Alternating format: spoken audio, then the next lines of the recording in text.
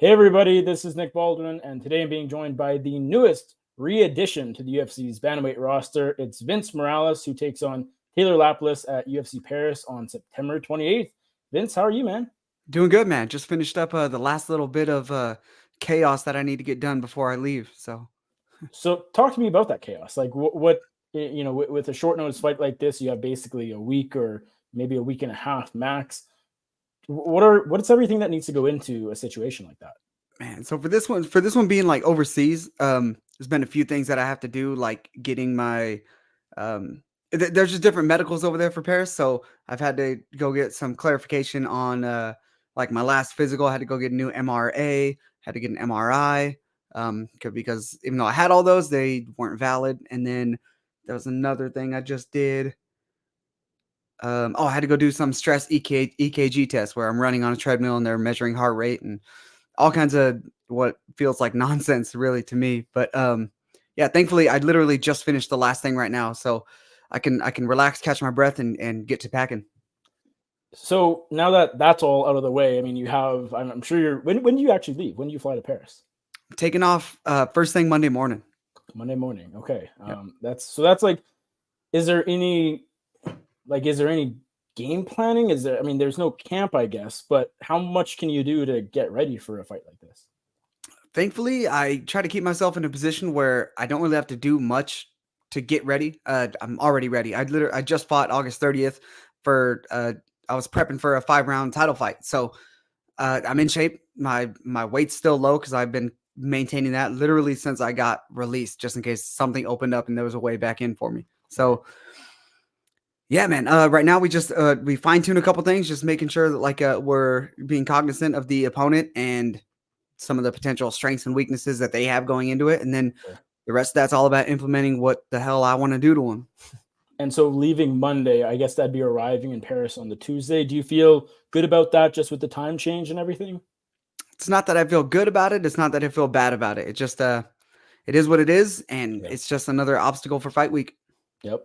Well, there's lots of obstacles, but you've been getting through them with ease so far. Is it fair to say that this moment right here, like this fight, is what you've been waiting for ever since November 2022? I don't want to say waiting for. I want to say working towards. I think I'm trying. We tried to take the release as a bit of a like. Okay, cool. We can go work on some things that maybe are harder to implement in the gym, or not in the gym, but in the fight from the gym. So with that being said, we tried to branch out the skill set to show within the fight and not just the skill set that I know I have. It's actually about implementing and stuff like that. So took things with the stride and still got right in there fighting some tough opponents and yeah, just making sure we're ready for whenever that call came. And luckily here it is. And what are the feelings like now? I mean, I know maybe you don't really have the time to sit back and sort of relish in the moment, and you've gone back, you've achieved what you wanted to achieve. But what are the feelings like now that you can call yourself a UFC fighter again? I'll let you know exactly what those feelings are after I beat this dude up. So my manager called me and said that there was an opportunity to step in. He's putting my name in and like, let's do it. It looks like you're in. Cool, cool, yada yada. And he was FaceTiming me, and in the middle of the call, I realized he was FaceTiming me because he wanted to see my reaction. But at the time when he first told me about it, I kind of zeroed in. I knew. I was like, okay, cool. Like it's time to go to work, and that's all I was focused on. And then I felt bad halfway through the call because I realized he was looking for like something here. Know what I mean? But yeah, just like I'll let you know once Yeah. we're done with the fight and once I beat this dude up, because right now that's the number one thing on my mind. Yeah.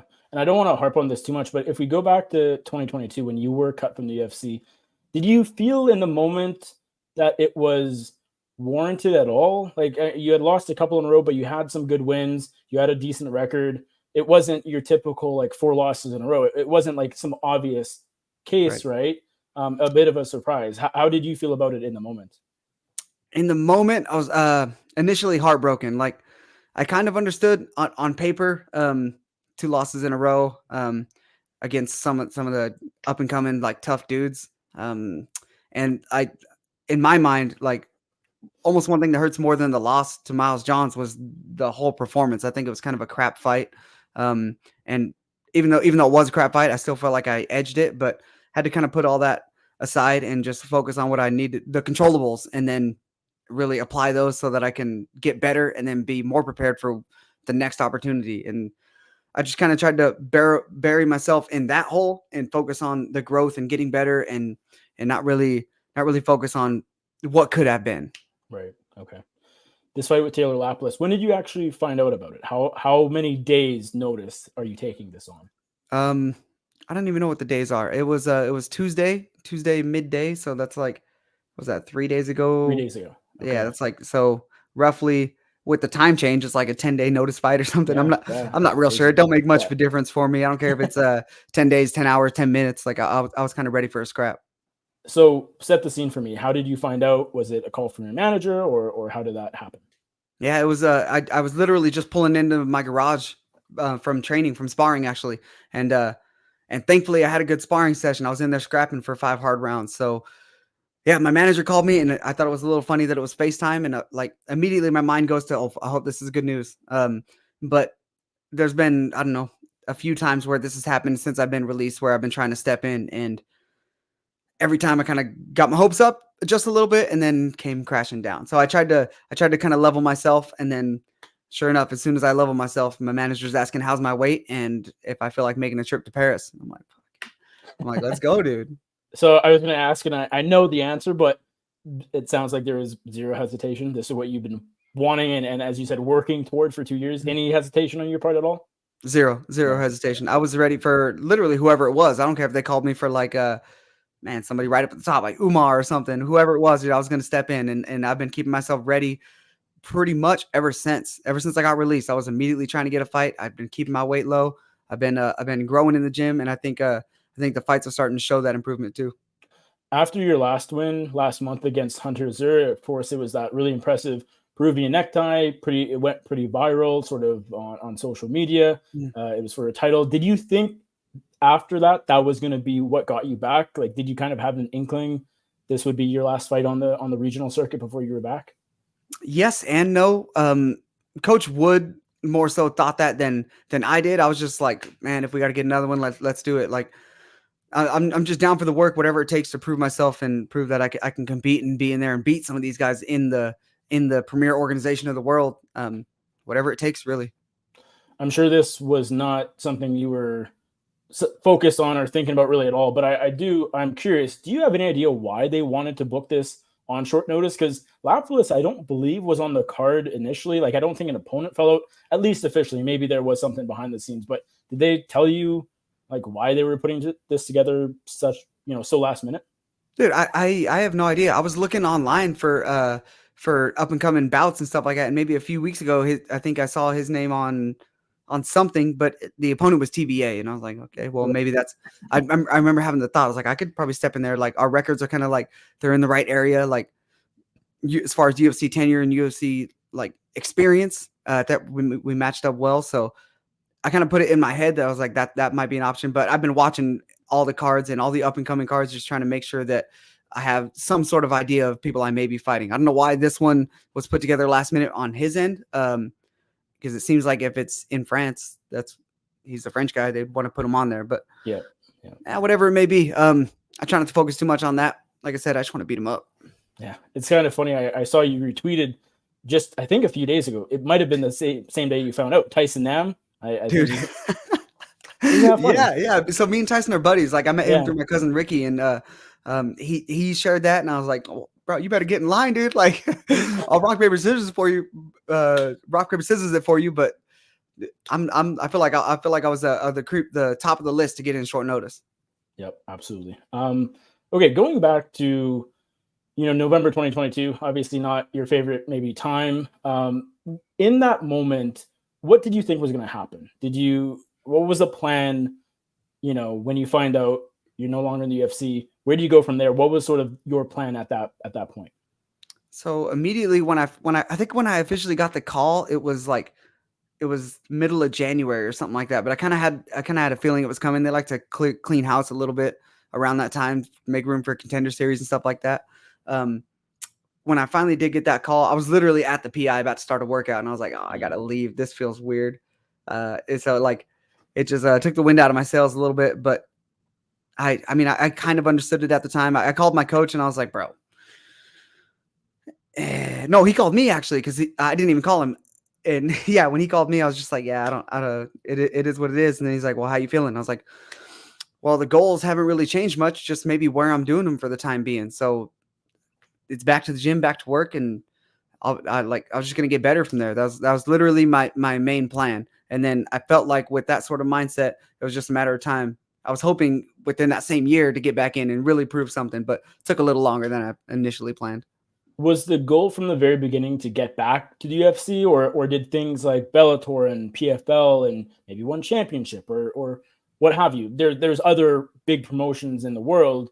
Did those cross your mind, or was it kind of UFC was your focus right from the get-go? So UFC sat at the top of the list for me, but I was kind of down for whatever really made sense. I feel like being a UFC veteran, now you start looking at things a little bit like a prize fighter, and you go and compete where it makes sense to go compete. So yeah, I ended up getting a fight over in Ryzen overseas, and I was like, oh, maybe something could come from that, whatever. Maybe something big with the PFL if they open up their bantamweight tournament, like I'll step in there. But UFC was still top of the list for me just because of its branding, and it is what it is. And to a lot of people, UFC is MMA. So yeah, it sat at the top of the list, but I knew something good was going to come from just me buckling down and getting to work. So that's kind of all I focused on. Now, if we're being realistic, second chances don't come around that often for UFC fighters. More often than not, if a fighter gets cut, that's probably it. Maybe they're at that point sort of at the end of the road. Maybe they go back to the regional circuit, lose a couple of fights, and that's not going to get them back in. Second chances don't happen all the time. More often than not, a first chance is your only chance. Yep. Was there any doubt or was there any part of you that that thought that was it? Like that was your UFC career? Or did you always find a way to stay positive and think, you know what, I'm going to get back somehow, some way? A little of both, man. I mean, I try to think of myself as a realist. So sometimes people think I come off as like pessimistic, I think, but I'm optimistic in that same manner. Like it is what it is a lot of times. And I roll with that punch. I'm not just a fighter in the ring. Know what I mean? I fight for everything I want to be successful in. So yeah, there were a few times where I was like, man, I had a lot of chances in the UFC, and regardless of how close some of those fights came out and how I felt about them, that was irrelevant. I had a lot of chances to go really prove who Vince Morales kind of was as the fighter. But it still didn't sit with me. And I was like, no, I know I can do more. I know I'm better than what I've showed. And when I do get that chance, I'm hitting the ground running, dude. I'm all ready for it. So I'm super stoked. I'm getting the opportunity because it is really rare. And I'll be damned if I let this slip between my fingers again. So I'm ready to fight, man. Absolutely. What does it say about how the UFC views you as a fighter, for them to have broadened you back and given you another shot? Man, it's hard to say. I think they recognize, well, maybe the last submission just because how crazy that was, or maybe just the level of opposition that I was still fighting outside of the UFC was standout. I don't know. I hope I impressed him one way or the other. I never really thought Sean Shelby was the biggest fan of me. So the fact he's bringing me back, I must have changed his mind somewhere. So I just want to go out there and prove, not even to them, to myself, really, that there's a lot that I can offer in terms of the fight game and against the best competition out there. So I'm just riding with that, dude. And whatever comes with it, I think I might even be able to get looked at as like a company man, because I'm always, even half my UFC fights in the past were short notice. I mean, I'm always down for a scrap. So yeah, whatever happens. I'm ready for it. Why do you say you don't think Sean Shelby is, your biggest fan? Well, granted, we only had maybe some, on my end, drunken conversations after the fights at events. So I don't know. I just never got the feeling. But I don't know. Maybe he tries to keep all fighters at a distance. Know what I mean? I feel like for the most part, a lot of us can be kind of dipshits. So I don't know. It just that was just my feeling, and I was like, well, that sucks. So I'll go in there and prove it in the cage. Now, as I was sort of saying a few minutes ago, we see a lot of fighters leave the UFC. Either they're released or they leave on their own terms, free agent, going to Bellator, what have you. And things don't always go their way. I mean, we even saw Rory McDonald leave and Benson Henderson, and they didn't have all the success in the world outside the UFC. It just seems like, whether it's a coincidence or not, often fighters leave, their own doing or not, and kind of just start to tumble from there. What does it say about you that you did the opposite? 5 wins in a row, epic finishes, obviously the submission, big win over Hunter Azur, like top competition outside the UFC. What does it say about you that you didn't let the release sort of get to your head and all that, and you looked as good as you've ever looked, frankly? Man, I think first and foremost, I'm just kind of a stubborn bastard, and and anything below excellent is unacceptable for me. So for me, I double down. I think I could see most people getting a little deterred. For whatever reason, when I got cut, I gained confidence. I was like, no, this is not. I was like, I understand now maybe why I got cut. That's unacceptable. So I doubled down on myself. I started picking up like I didn't want to say a side job. I train people in my free time to make a little bit of extra cash to make ends meet.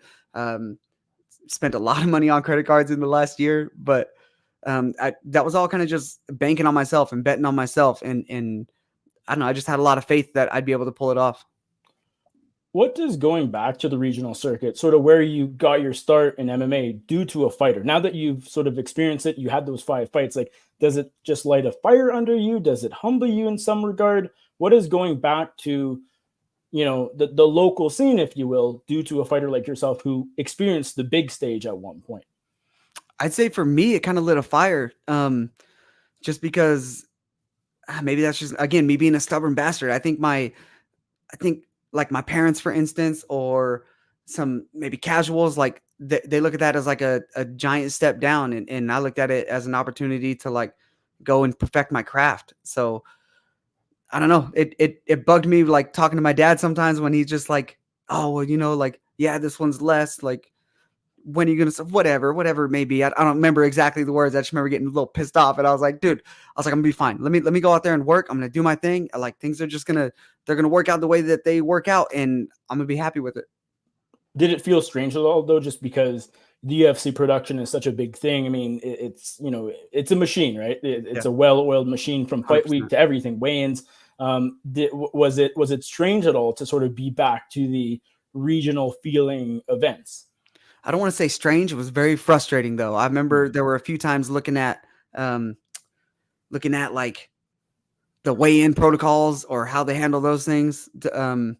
Fight week itinerary stuff. Like, I was like, oh man, these guys don't know what they're doing. And it makes me like, part of me, I'm like, I understand why this hasn't grown, but, or grown into something bigger rather. But I also do see on the other end, where promotions are really trying to step it up, and I can appreciate that. And I want to be right there. And I feel like my experience in the big show and seeing some of that stuff can be helpful towards them. So I just try to be a good example, especially for the up and coming fighters too. Like, I'm a professional. We're not all just dipshit fighters. Like, I want to stand out in that regard and make sure that maybe some of the athletic commissions and just people know that, like, we're fighters, we're professional. Like, I think all of us should kind of hold ourselves to a higher standard, and that has a trickle down effect to everyone and everybody around us. So it was a little frustrating to deal with some of that, but it was a little enlightening, a little motivating too.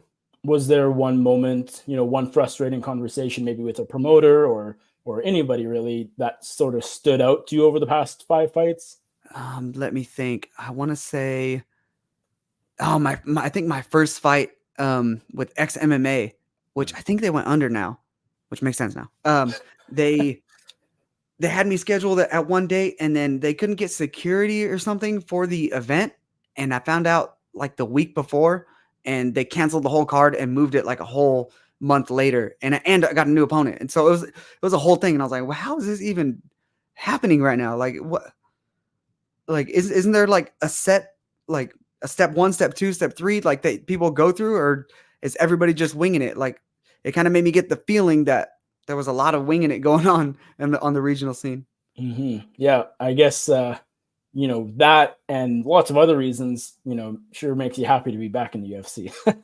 Yeah, for sure, for sure. Like I said, I'm not thinking too much about the whole being back part, Yep. as much Yep. as I am thinking that, like, once I beat this dude, I'm letting people know that I'm here now, regardless of Absolutely. back, regardless of however people want to look at it. Like, I'm here now. I know it's short notice, but given that, do you feel any extra pressure just because this is your second chance? And I don't know. I mean, it's one of those things like you don't want to let the UFC down, or you don't want to sort of blow this chance, if you will. Is there any extra pressure, or not really? If there is any bit of extra pressure, I kind of think of it as good pressure. I think a lot of us can really get motivated for some pressure, and it's not always the fact of with or without pressure. It's how we handle that pressure. So if there is some, I'm just running with it, dude. Like, we'll see when we get there. But I feel great right now. I think my mind's sharp. I think my body feels good. I just had 2 great workouts already today. Ready to scrap, man. I'm ready to go.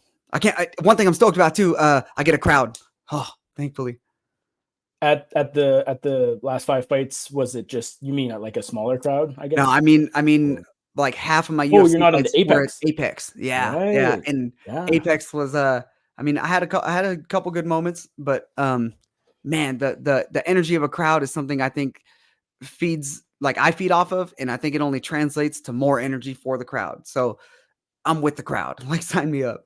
How do you feel about enemy territory? It's a crowd, but they might Yep. not be going for you in this particular situation. Dude, that's a day in the life, dude. My first fight in the UFC was in China. I fought Amin in Canada. I fought Benito Lopez in California, where he's from. Um, a bunch of my fights prior to the UFC were in Boise, Idaho, where I was fighting the Boise native guys because I was living an hour away. Um, the last fight I fought in Arizona, where Hunter was from. Uh, man, I went over to Japan and fought Yuki Matoya, who's Japanese. Enemy territory is like my thing, really. It doesn't deter me. If anything, it's just an opportunity to win people over and then get some people on the Vince train. Are you eager for a home game at some point soon? I would love to fight in the next UFC Boise card if they ever do one. I missed the first and only one that they did for UFC Boise because I think I was filming for a Contender Series or something. Mm, So okay. I wasn't even in the show and I couldn't compete in it, but I still wanted to be there to be a part of it. I felt back home in Boise, that area. I'm kind of like people know me in the MMA scene and stuff, and I would love to be able to be on a card over there. Did you go to that event? No, I missed it. No. Okay. I was filming in Vegas Oh, for, oh, I see. um, Right. Of yeah, course. Contender Yeah. production stuff. Yes. So Yes. Yes. unfortunately, I didn't even get to go. I was so heartbroken. As you said earlier in this conversation, you've kind of spent the last couple of days starting to prep a little bit for your opponent, Taylor Lapilus. I'm sure you don't want to give everything away, but what have you seen so far, and kind of where are you better? Where can he challenge you, and how do you see this one kind of going? He seems decently hard to hit. He likes to fight on his back foot. Um, so I'll keep the pressure on him or let him come to me. Either or, I think I'll be able to find some shots in there and really hurt. I think I can hurt the dude on his feet. I'm looking to be the first guy to finish him. Really, if I remember right, he hasn't been finished at all. So yeah, I want to get in there and make a statement and put it on this dude. So if you compare Vince Morales, 2 years ago, November 2022, or around that time, anyways, to you today, Mhm. what's the same? What's different? How are you comparing those two people? That's the one question I was real concerned with people asking me, and main reason is because I feel the same, but I feel more free. Like I'm just letting things go a little bit more and frankly fighting more. And whatever happens with the fight, like I'm not in there trying to win like I was. Like I was in there trying to win and in there trying not to lose. And those are 2 different things than fighting.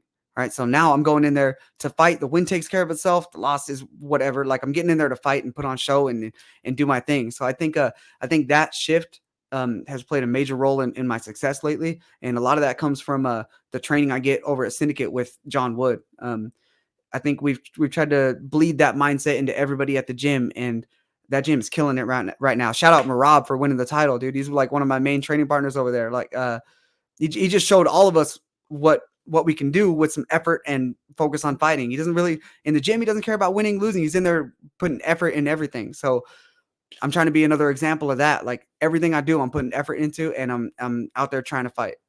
I think anybody who trains with Marab is getting better. What a machine, literally. Dude, 100%. He's a nightmare. He's just constantly on you, on you, on. Even when you're pressing him backwards, you're still getting tired because he's moving so much, and you don't know what the hell he's gonna do because he's a madman. So Mhm. I learned a lot training with Marab. Any surprise about how that fight with O'Malley played out? Like I'm sure as his teammate and training partner, you thought Marab would get it done, but any surprises about how things played out at all? I was surprised how easy he got the takedowns, honestly. And I think one thing that set that apart was O'Malley's good at defending takedowns on the cage. Marab was taking him down out in the open or on the way to the cage before they even got there. I was surprised how easily he got that done. That was real inspiring, real enlightening. Man, he got out there and did his thing. I couldn't be more proud of that dude. Last thing for you, Vince. How and why will this second chapter with UFC be different than your first one? I'm just getting in there and trying to fight. Like I said, I think I've said that like 3 or 4 times now, and that's without planning because that's just where my mind is. Like I just want to get in there and get my hands on people and put it on them. I'm trying to break these people. If they don't get broken, then cool, you made it to a decision and you lost. Like if you do get broken, then cool, I got to finish and potentially a 50K bonus. So I'm just looking to break these people, and I think we'll be able to see that in every one of these fights going forward. Going into the start of your second UFC run, is that something you're even thinking about, making sure that things go differently and it doesn't end the way it did last time? Or is that not even really a train of thought at this point? Hadn't even crossed my mind until you said that right there. Like I'm just in there. Fight by fight. Yeah, dude. Yeah, 100%. And like I said, I just want to get in these people's faces and break them. All right, Vince, thanks so much for the time. I appreciate it. Congratulations on, getting back to the UFC. You worked hard and here you are. And good luck to you in 8 days. Cheers, man. Appreciate it. Thank you. Awesome.